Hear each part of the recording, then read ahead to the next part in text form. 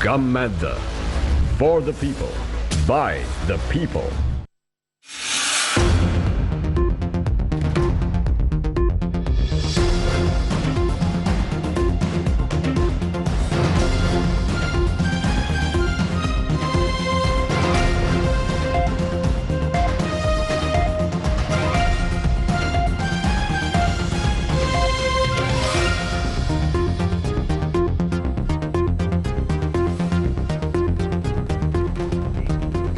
Good evening to all our viewers. This is News First, where the people come first. And welcome to this Sunday's edition of Primetime News, coming to you live from our Newsfirst studios in Colombo. I'm Arundhati Mudanayaka. Let's start off with a look at the stories making headlines this evening.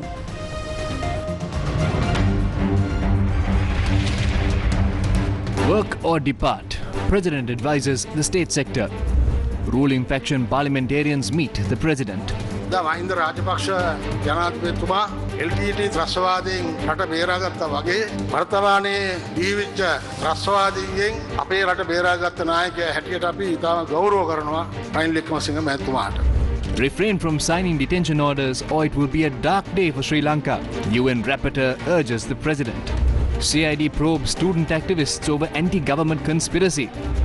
World Bank imposes regulations to import fraud and corruption-free fertilizer. And now the stories in detail. President Wickremesinghe requests those who are incompetent to retire from public service. He made these remarks at a function in Anuradhapura today. President Wickremesinghe made the following remarks joining an Anuradhapura District Development Council meeting today. Our economy is declining by 8% compared to previous years. Everyone will feel its effects very soon. If we can decline at such a rapid rate, then we must try to revive our economy once again. We must revive our agriculture sector this Maha season. That is the focus of the government. We have received aid to provide the fertilizer subsidy. The government has already begun the process to provide seeds as well as fuel. The government will provide that. Let's start with that. And we can provide fishermen with fuel as well. We need to make sure we provide fertilizer for tea, rubber and coconut producers as well. Reviving the economy starts with fertilizer. We must commit to making sure Sri Lanka receives a good harvest this Maha season. There are 9 ground level officials, is it? I hope they were also involved in agriculture at some point. Let's divide this area up according to the number of officials and request them to report to the ministry. You can either work or depart. We are not prepared to pay anyone for doing nothing. The district secretary will have to ensure this together with the divisional secretaries. There is no such thing as a free lunch anymore. Everyone must work because we have to pay for it. If I don't revive the economy, I will have to go home as well. No one can piggyback on the government anymore. The people expect politicians to revive this economy. We must live up to their expectations. There's no room for old politics anymore. No one can hide behind an election, go to the grassroots levels and work towards this cause. I will take this up with each and every single party. I would like to work with all parties.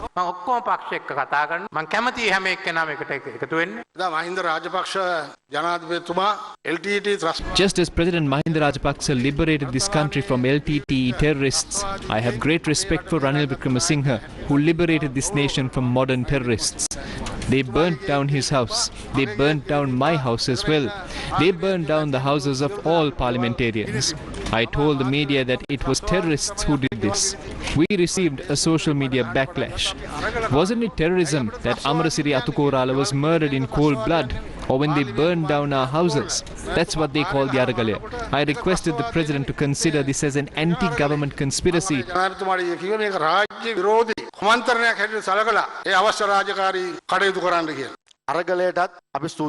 We are thankful for the Aragalaya. This is because you are president. Thanks to the Aragalaya. The Aragalaya demanded a system change. We will never get a chance like this ever again to fix this country. We don't know when the next election is. It is good if an election is not conducted in the near future, because an election will divide us once again. Meanwhile, the president went to the Mihintala Pudumima this morning and visited the Mihintala chief incumbent, Venerable Dr. Valava Hengunavave Dhamma Ratanathero, and received his blessings. මේවා උපවාස උද්ඝෝෂණ අරගල කරන්න මූලාරම්භය හදලා දෙන දේශපාලකයෝ. It was the actions of politicians that fueled the Aragalaya. Pay close attention to the woes of the people. Politicians don't have to pay utility bills. Look into that before you disconnect a citizen's electricity and water. That is why the people are taking the law into their own hands. The primary reason the previous regime lost power is that they tried to suppress the people. That is what led to all this violence. The murders and burning down of houses. You tell the people the truth. Central bank governors said there was nothing for us to worry about. They said there was plenty of dollars. A man with 7 brains told us there's nothing to worry about. But you told us that we will not be able to feed ourselves and that things will be difficult. The people accepted that truth. Always speak the truth. ඒක මිනිස්සු පිළිගත්තා. හැම වෙලාවෙම ඇත්ත කියන්න ඕනේ. Later, the head of state interacted with the people who visited Mihintalaya. According to a Sunday Times report, a senior agriculture ministry official says Sri Lanka opened international competitive biddings for fertilizer imports with strict regulations imposed by the World Bank to ensure a fraud and corruption-free process. The report says in terms of the World Bank guidelines, contractors and subcontractors are required to permit the World Bank team to inspect records, accounts and other documents relating to the procurement process and audited by auditors appointed by the World Bank. The report adds that tenders have been called for the procurement of 125,000 metric tons of urea for the upcoming Maha season, utilizing funds allocated under $350 million emergency financing facility offered by the World Bank. The Sunday Times report says, accordingly, $110 million from the total World Bank funded emergency crisis response program is to be allocated for the procurement, which is to be delivered in 5 consignment slots ahead of the Maha season and is scheduled to begin on September 15th. The report says the bidding is to be conducted through the International Competitive Bidding Procedure under the guidelines compiled by the National Procurement Guidelines along with specific directives from the World Bank to ensure a fraud and corruption-free process. UN Special Rapporteur on Human Rights Defenders Mary Lawler has urged President Ranil Wickremesinghe not to sign human rights defenders Wasantha Mudalige, Hashanta Jivanta and Galerawa Siridamathara's detention orders.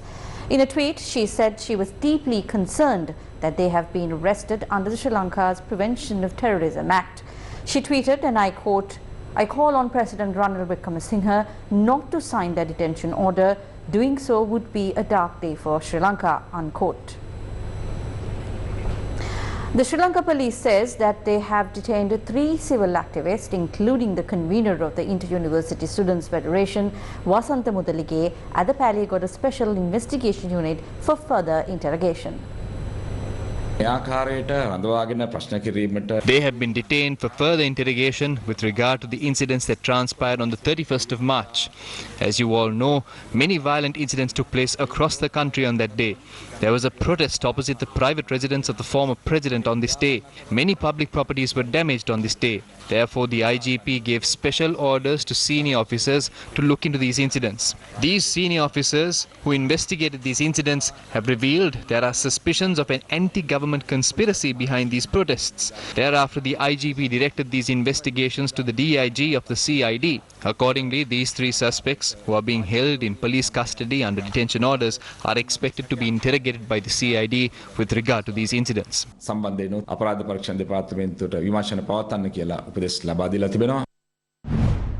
Field Marshal Sarath Fonseca visited the Paliagoda police station earlier today to inquire into Wasantha Mudalige and other Inter-University Students' Federation activists who remained in remand custody. However, the IUSF activist had not arrived at the Paliagoda police station even at 4 p.m. today. I was here all morning to inquire about Wasantha Mudalige and the other Inter-University Students' Federation activists. They have been taken all around the country. They have been kept at some locations for hours for questioning. I have been here all morning. It's almost 4 p.m. now. They're not here yet.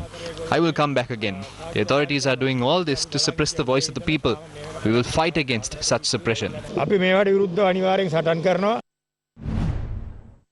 A demonstration was staged opposite the Colombo Fort railway station this afternoon against the use of the PTA to imprison students. The Inter-University Students' Federation, along with several civil organizations, participated.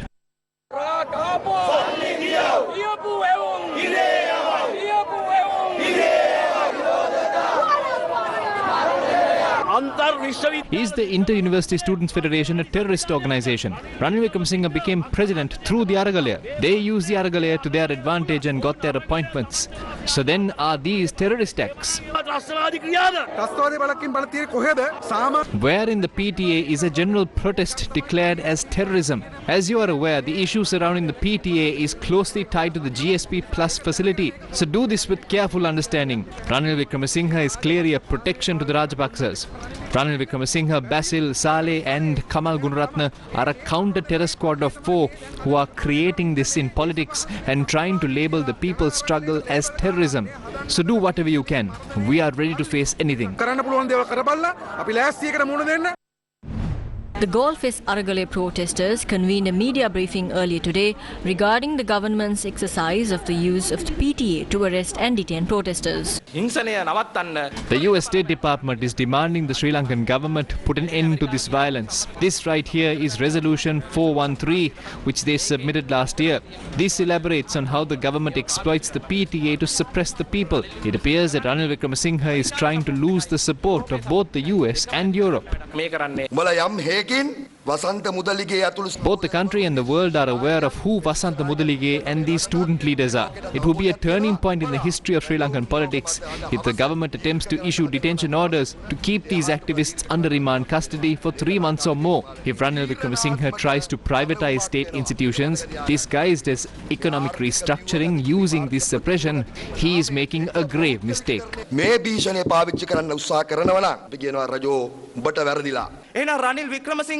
What is Ranil Wickremesinghe trying to do?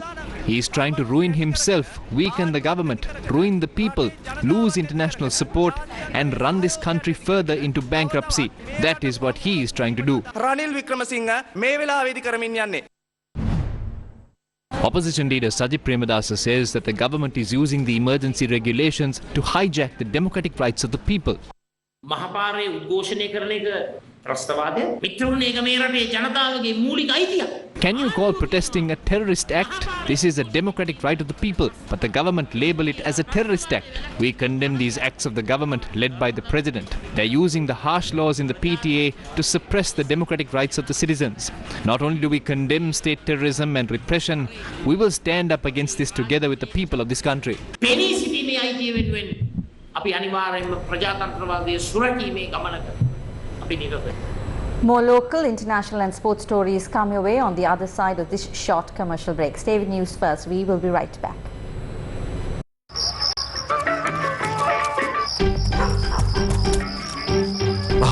මොකද මහත්තයා මේ?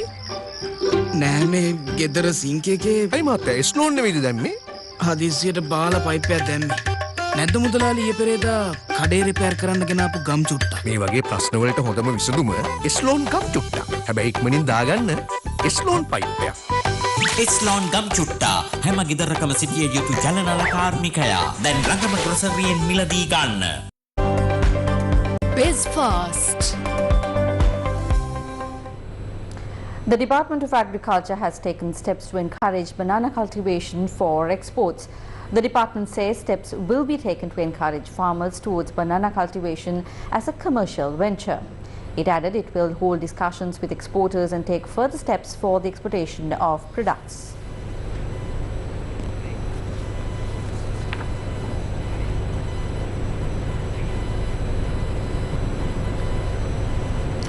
Minister of Power and Energy Kanchana Wijesekara says both the petroleum and electricity sectors should be restructured, although the right to protest will not be challenged.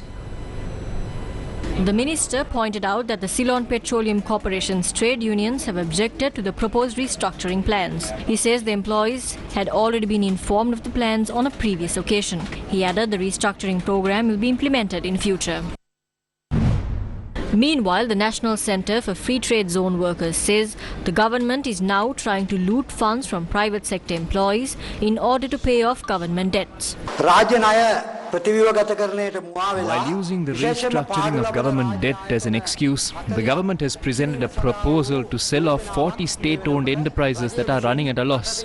In addition to this, they have included the Employees Provident Fund and Employees Trust Fund, which consists of contributions made by private and semi-government employees, including employees working at the free trade zones. The Labour Department is also on this list. None of these enterprises are running at a loss.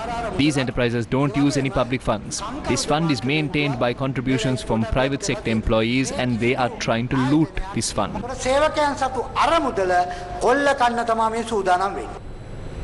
Fisher folk in Chilau held demonstration for a 6th consecutive day today, demanding kerosene.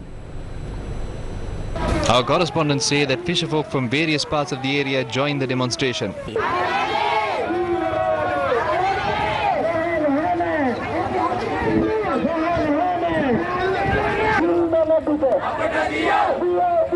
The Bishop of the Kandy Diocese and acting Bishop of Chilau, His Eminence Valence Mendes, arrived at the demonstration site.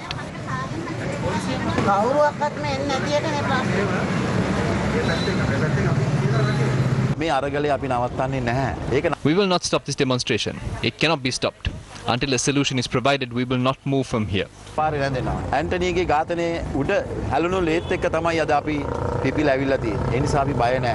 we're not scared. I have been receiving anonymous phone calls questioning why I choose to stand on the streets if the situation doesn't change. We will remain here until we get a result.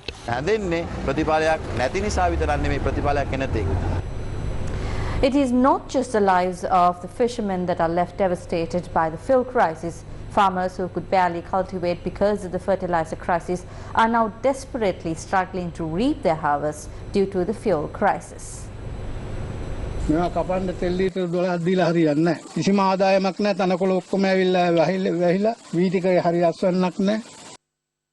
These are some of the farmlands in Galambin Nueva. There are more than 104,000 acres of farmland in this area. However, only 5,500 acres were cultivated this season. The reason for this was the fertilizer crisis. However, the time has come to reap the harvests. But the farmers have not received adequate fuel to power their machines to harvest their fields. Farmers are left devastated as they complain they are not getting an adequate payment for even the little harvest they reap. කපලා පාගලා බලනකොට 150ක ආදායමක් තමයි ගොවියෙකුට ලැබෙන්නේ. ඒ ආදායමෙන් කිසියම්ම දෙයක් ගොවියෙකුට කරගන්න බෑ. අනිත් එක දැන් බී කිලෝ එකක් රජයේ අනුමැතිය තියෙනවා රුපියල් 120යි කියලා. රුපියල් 120කට අරගෙන ගොවියෙකුට කොහොමත් මේ ගොවිතැන් කරන්න බෑ.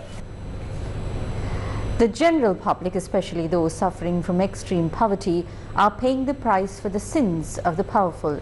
This little girl in Panaboka represents this majority who have done no wrong but are left to pay a heavy price.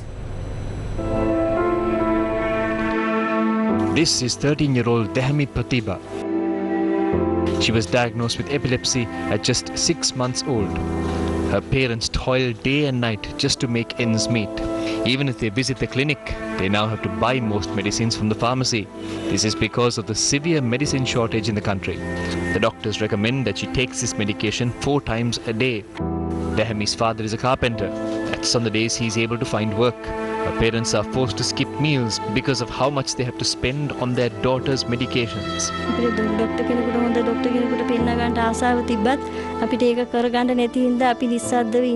Dehami was being educated at the Danduwava Special School, but her education came to a halt as her parents just couldn't cope with the ongoing economic crisis.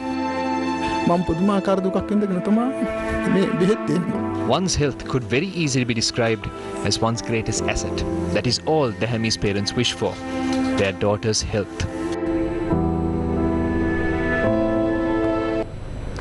Archbishop of Colombo, His Eminence Malcolm Cardinal Ranjit, says that Sri Lanka is in dire need of both a system change and a leadership change. We must not only change the system, we must also change the people in power, or else this country will never be able to taste true independence. We put these politicians in places of power and authority. We ourselves are responsible for this. We must always remember these people were voted into power. The system change begins there, not from them but from us. It has been 40 months since the tragic Easter Sunday attack. Where is the justice? Where is the truth? Why are the rulers so hesitant to investigate the matter? There is something they are not telling us. If they are innocent, why are they so afraid? Allow the investigations to take place. Are they not allowing investigations to take place because they had something to do with it? We voted them in to play musical chairs with parliamentary powers, knowing they were corrupt. We need to change this now. They gave us false promises. Under whose whims and fancies did they build that big tower? They call that development. 6 million people in this country can only eat 1 meal a day. Is this prosperity? This has to change. අද මිනිස්සු මිලියන 6කට කන්න තියෙන එක වේලයි. සෞභාග්‍ය. මෙහෙම බෑ. මේ ක්‍රම වෙනස් වෙන්නට ඕනේ. Archbishop of Colombo, Malcolm Cardinal Ranjit, made these remarks at an annual event organized by the Colombo Archdiocese to pray for the sick. The religious ceremony took place at the Tevata National Basilica.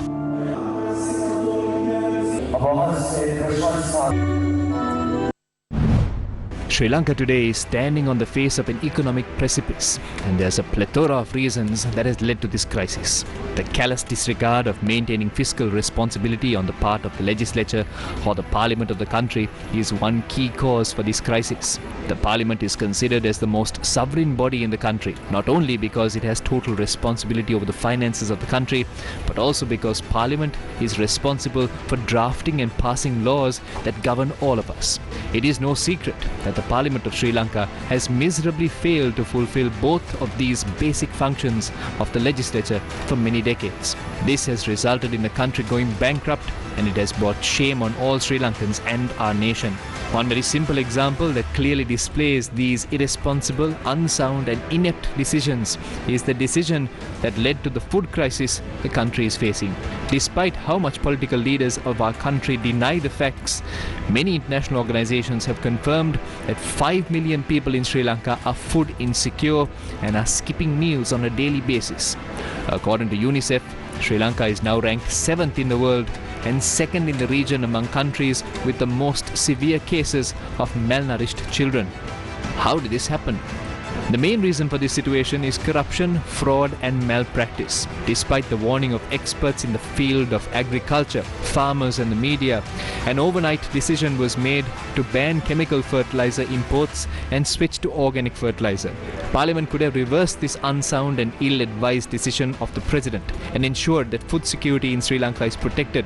The Minister of Agriculture and the State Minister of Agriculture are responsible to Parliament over the food security of the country. But neither the Minister nor Parliament had the backbone to stand up against this inept decision of the President. On the contrary, they supported and promoted it. There are many allegations levelled and evidence presented to show that this organic fertilizer project was simply another means to loot the people of this country at a time when the entire country was on the verge of bankruptcy.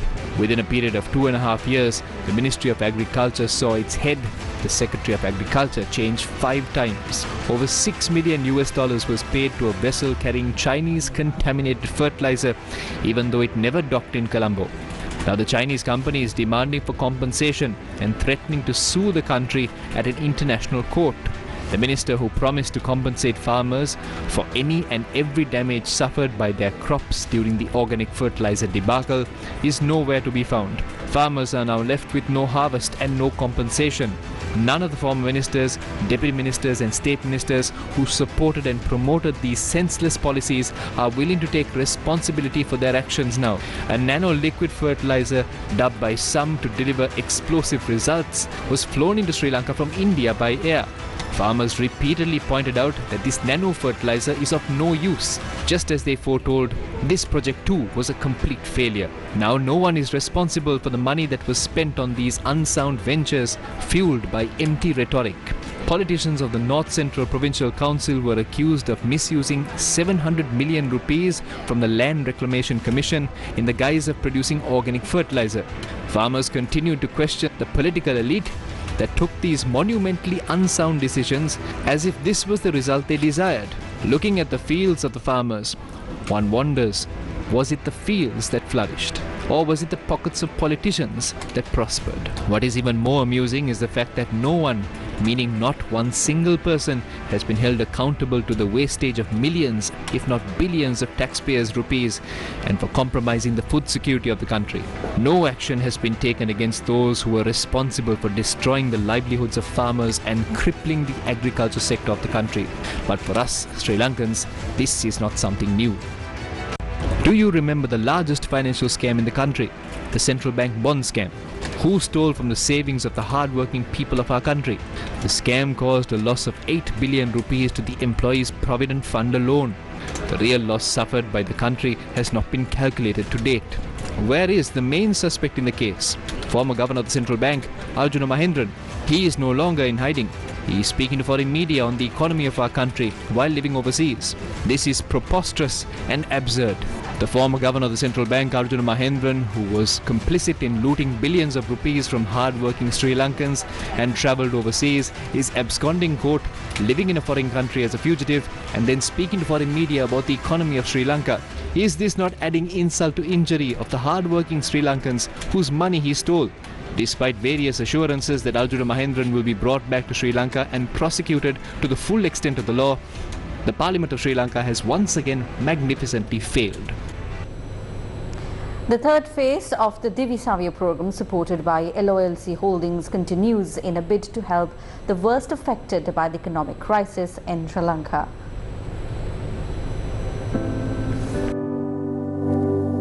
The third phase of the Divi Savya program, supported by LOLC Holdings, continued for its 16th day. Essential food packages were distributed to the poverty-stricken families in the Badula district.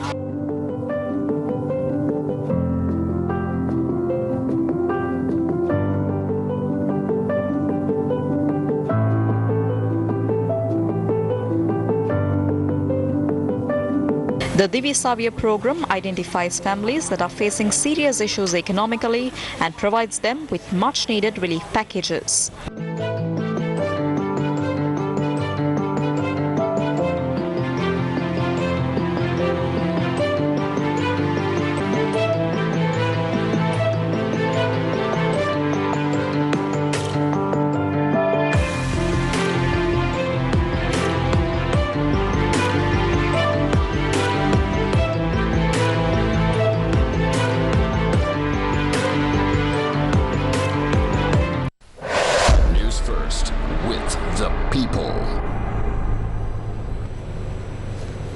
Asian News International reports a total of 208 Sri Lanka flights had a stopover at Kerala's Thiruvananthapuram International Airport for refuelling to date.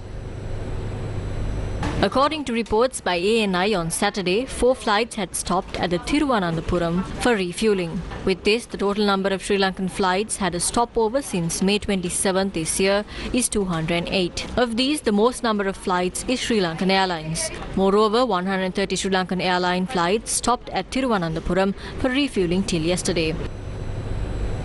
Maritime authorities are considering stricter controls in the ocean transport of billions of plastic pellets known as noodles after a series of spillages around the world, including the Express Pearl incident in Sri Lanka. Campaigners warn that noodles are of the most common microplastic pollutants in the seas washing up on beaches.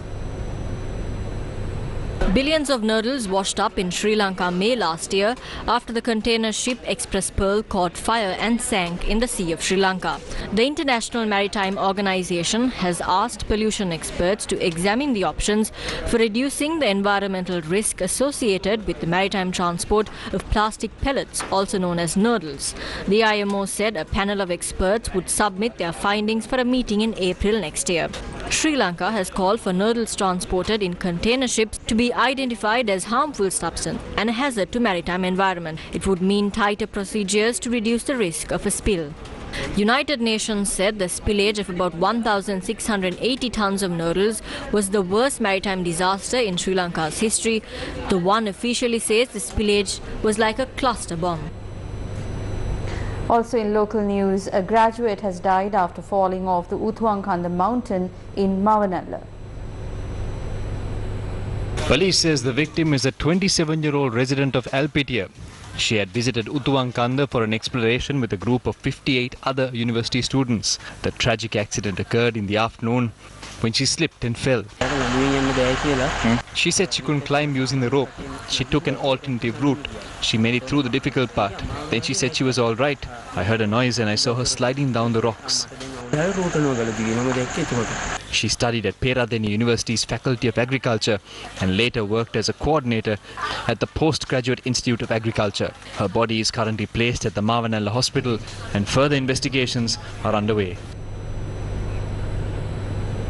An 18-year-old female has died after falling into a swimming pool in a house in Udugampala, Gampaha. The police say the deceased young woman was working as a domestic in the house and was a resident of Palawakale. Police say her age is yet to be determined. Police investigations into the incident are currently underway.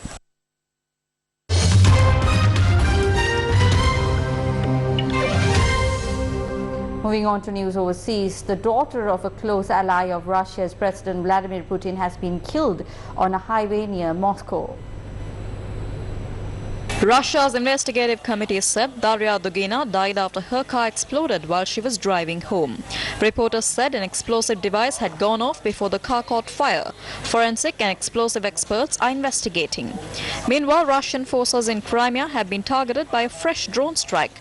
The Russian-appointed regional leader said a Ukrainian drone targeting Russia's Black Sea Fleet in the city of Sevastopol was shot down on Saturday. It follows a string of attacks on Russian forces and installations in the annexed peninsula this month. Meanwhile, Ukraine's president has welcomed a deal allowing UN inspectors to visit the Russian-held Zaporizhia nuclear plant further north.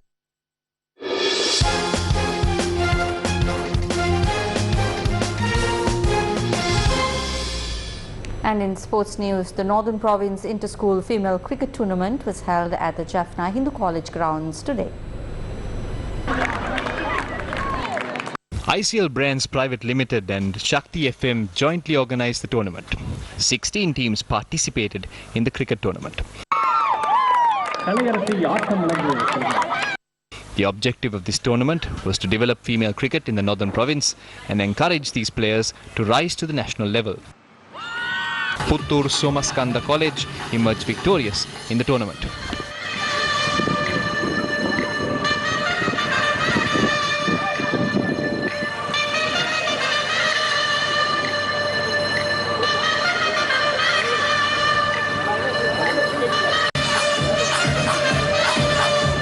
Capital Maharajas had always been supportive of sports, and the late chairman Mr. Raju Mahindran has been someone who had promoted cricket in this country.